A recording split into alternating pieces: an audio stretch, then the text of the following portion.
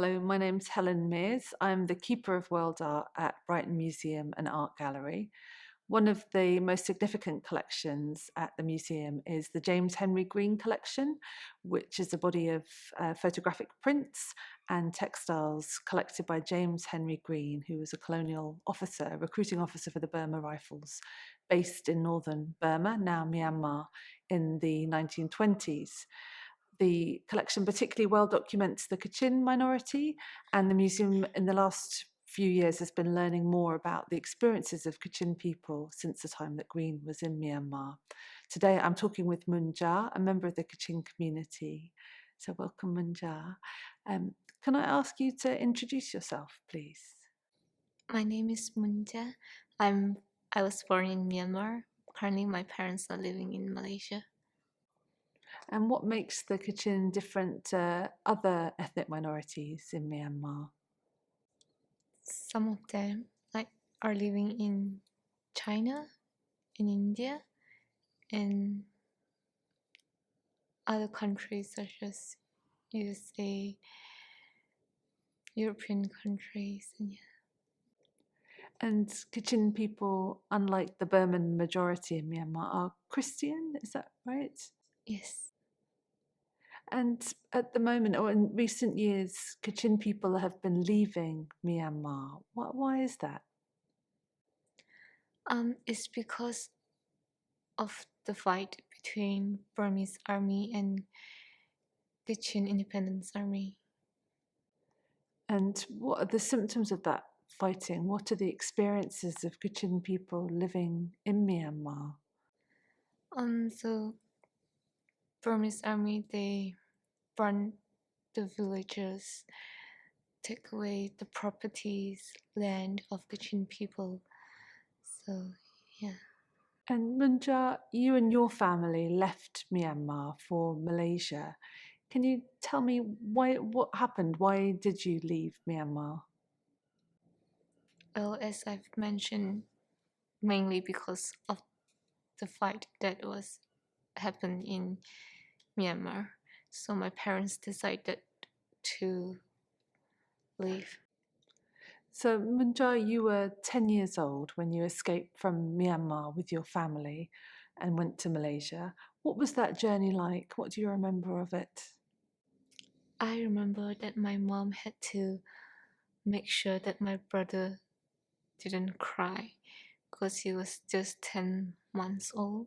So it was quite a tough thing to do.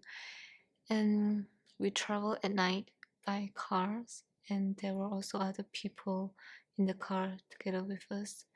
So we have to cram in the car.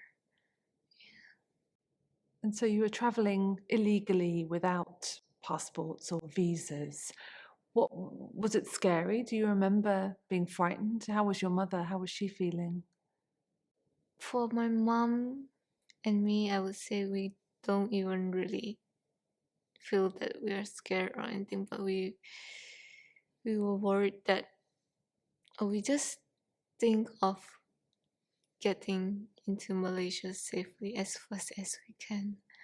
So that was the thought that we have instead of being scared. So, what were your first experiences of arriving in Malaysia? I remember that when we were first arrived in Malaysia, like within a few weeks, it was at night, we had to leave from the home that we were staying.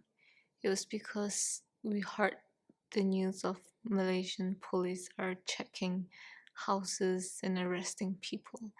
So yeah, we just had to we have to get our documents and then we just left in the middle of the night.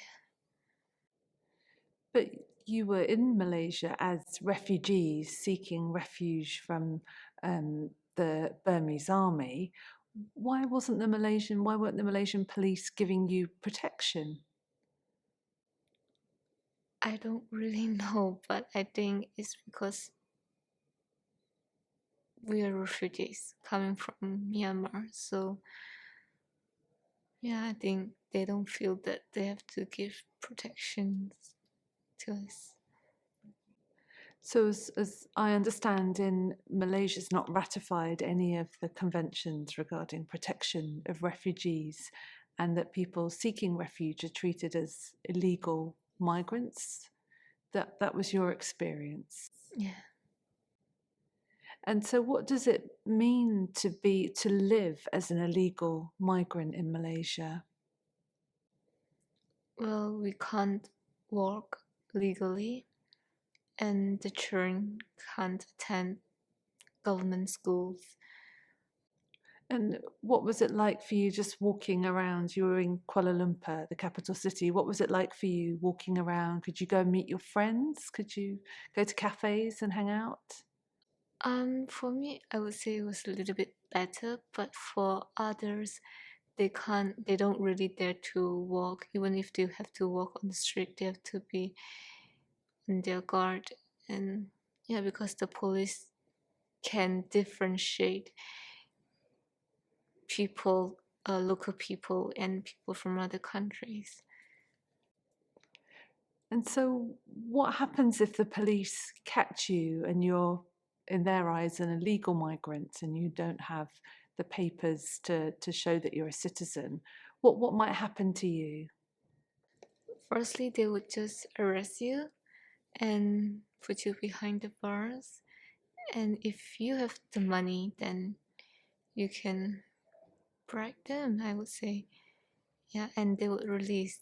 But most of the time, it takes quite a few days or weeks for you to get released, even though you pay money to them. And what about if you need healthcare? Can you access good healthcare in Malaysia? Most of the time, no, because we couldn't access to government hospitals. So, but if some of the families have a good income, like a little bit better than others, then they can access to private hospitals.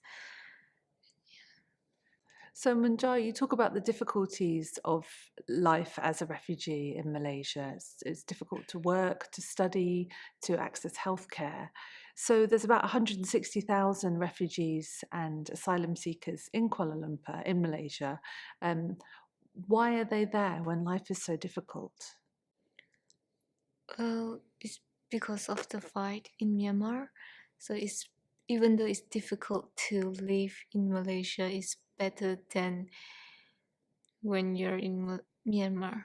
So And am I right that there is an office of the United Nations High Commissioner for Refugees in Kuala Lumpur who have been registering refugees, as you say, the vast majority of whom are from Myanmar, and offering some third country resettlement in the US, Australia, and other countries? So, what's happening now? Are people still being offered resettlement?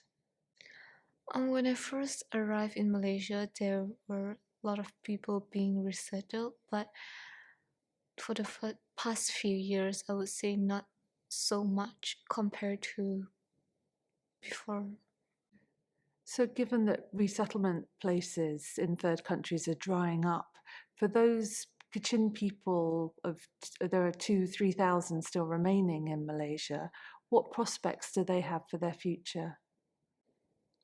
Mm, Not so much because they're just stuck there, but I would say they work, earn money, save for it, and most of them sent to their families in Myanmar.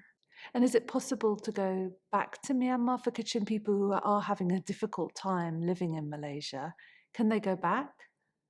No, it's difficult. And so, for you, Munja, what's your hopes for the future for yourself?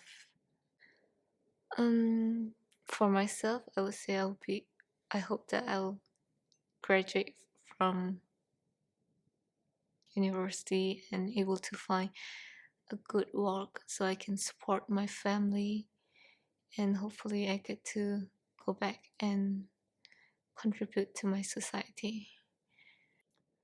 And how about your hopes for the global Kachin community, including those people still in Malaysia?